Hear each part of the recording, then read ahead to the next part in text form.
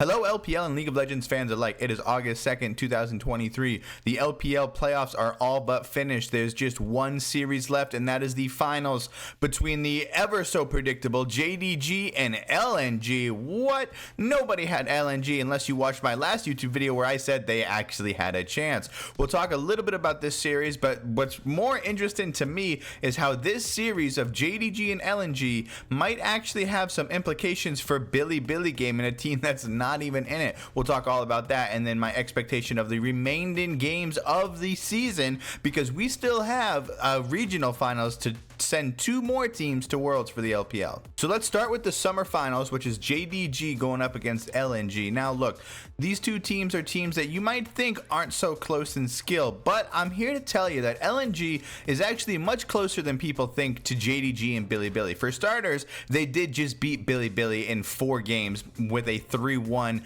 decisive performance, where even in the game they lost, they looked like the better team. But let's not forget, way back in round 4 of these very same summer playoffs, they took JDG to 5 games. Here's a trivia question. When was the last time JDG went 5 games against anybody inside the LPL in a best of 5 series? I can't remember any. Can you? Answer down in the comments. But even more, I want to go a little bit deeper about how these teams are connected, because if you look at LNG and you compare their games and the losses that they had, which they did have 4 losses in summer, but you compare them to the losses that BLG and JDG had, it's the exact same team. So JDG had 2 losses throughout the entire summer split to Weibo Gaming and Invictus Gaming. LNG had 4 losses. 2 of them were Weibo Gaming and Invictus Gaming. What were the other 2 losses you say?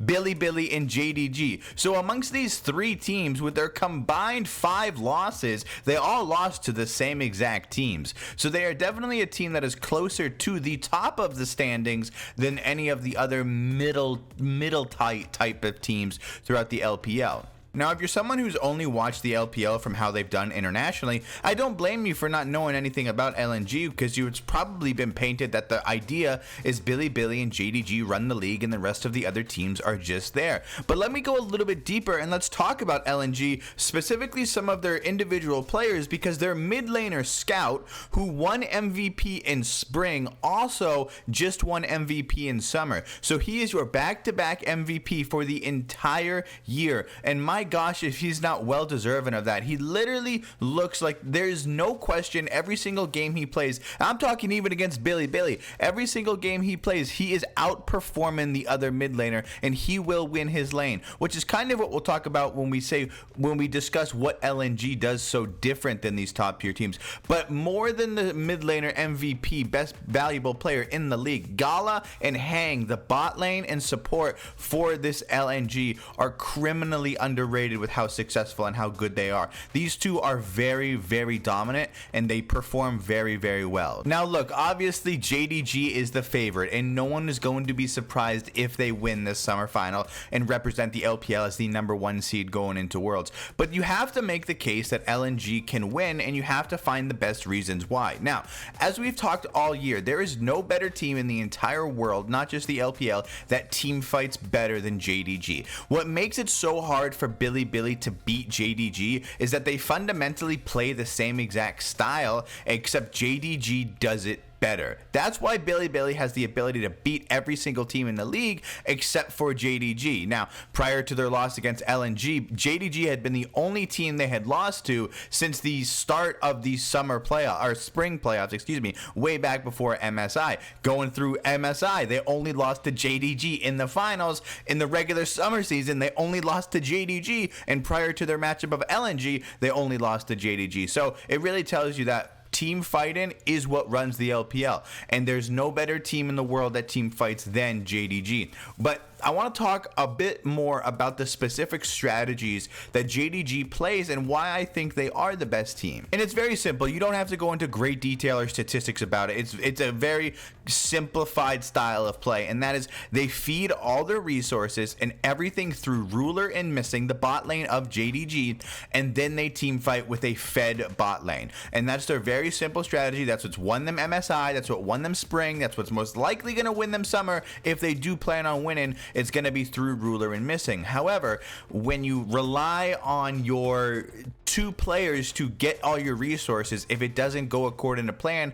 when you look at the games that they did lose, it was very clear that the strategy was anti-feed bot, right? There's a saying that I like to tell people in League of Legends, and that is that you don't always have to win your solo lane, but you always have to not lose it. And there is a big difference, and nobody exemplifies this better than the bot lane of JDG, because ruler and missing, when they are on it, when they are 100%, when they are firing on all cylinders, there is no better bot lane in the entire world than these two. I argue that there's no better bot lane of all time than these two when they are at their best. I don't think on any given day they could beat the best of the best, but when they are firing on all cylinders, they are the best of all time. Now, I set that up because what LNG did to Billy is exactly what they're going to have to do to JDG if they expect to win Summers and represent LPL as the #1 seed. And that is, they're good at team fighting, and they understand the principles, the strategies, the formations.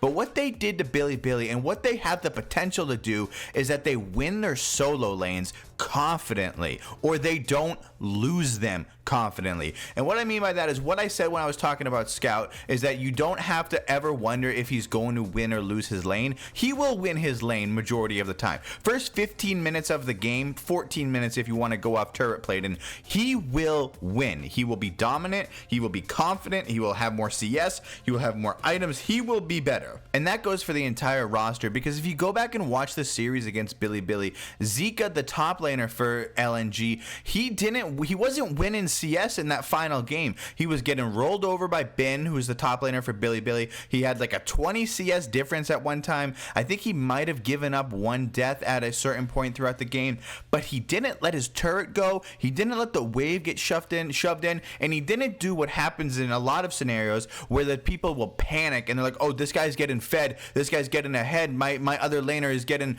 big, let me try to fight him and slow him down. No, he just didn't give anything up for free. And that's a strategy that can take you a long way, not only at the professional level, but you and me in our solo queue games can learn a lot from the mentality of you don't always have to win, but you always have to not lose. And you just go down the line. Tarzan, a very consistent jungler throughout the entire playoff so far. I really like that his champion pool really seems to be centered around team fights, ganking opportunities, and just being there ready to fight. I mean, that's what the majority of junglers are, but it is exciting to see that I made the note that he did it very, very well. And of course, Gala and Hang, it's going to come down to how well JD play on that day. I don't expect Gala and Hang to be a better bot lane, but if they get support from their jungler, if they get opportunities to get a lead, then I can see how they can turn it into a winning lane for them. Overall, I'm really excited for this series. You can clearly tell people who watch LPL and don't, because people who act like it's a very big surprise that LNG is in the finals are people who maybe didn't watch the season, or maybe only know LPL as JDG and Billy thanks to their phenomenal MSI runs. But LNG is not a team that should surprise many people, not to mention they were the 3rd seed. But now let's talk about implications and how this finals might actually make it a little bit more challenging or easier for Billy to qualify for Worlds. So as we talked about in my last video, there's a regional finals. If you're not familiar with what that is or how that works, make sure to go back and watch that video. I think I did a pretty okay job at describing it. But essentially, there are 4 teams that will be sent to Worlds representing LPL. That'll be the winner of summer finals between JDG and LNG will qualify as the 1st seed. And then championship points. The team that has the most championship points will also qualify for Worlds as the 2nd seed. That includes spring and summer and playoffs between them both.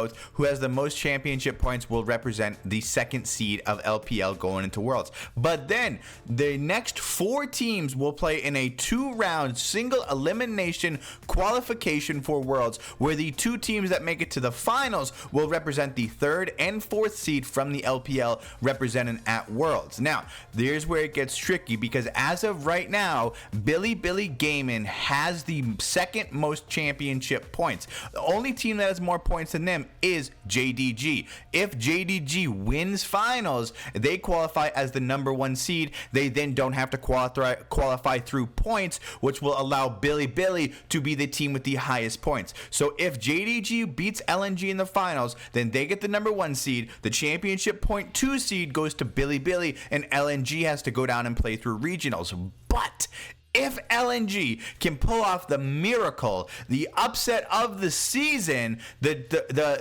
dethroning of JDG potentially being the best team of all time, if they beat JDG, then that'll send them as the number 1 seed. JDG will have the points because they didn't qualify through finals as the 2nd seed, and then force Billy to go down and play in the regional finals, which either team who goes down to the regional finals will play a best of 5 series against EDG.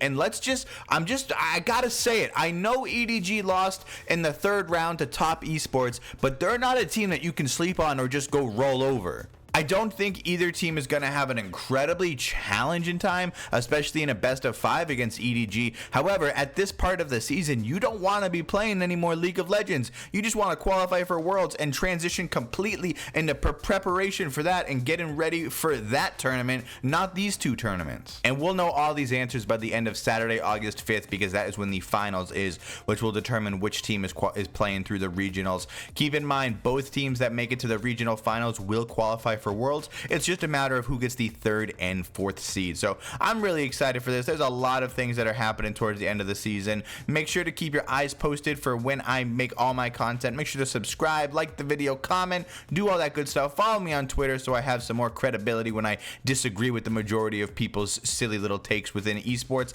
And I will see you guys later.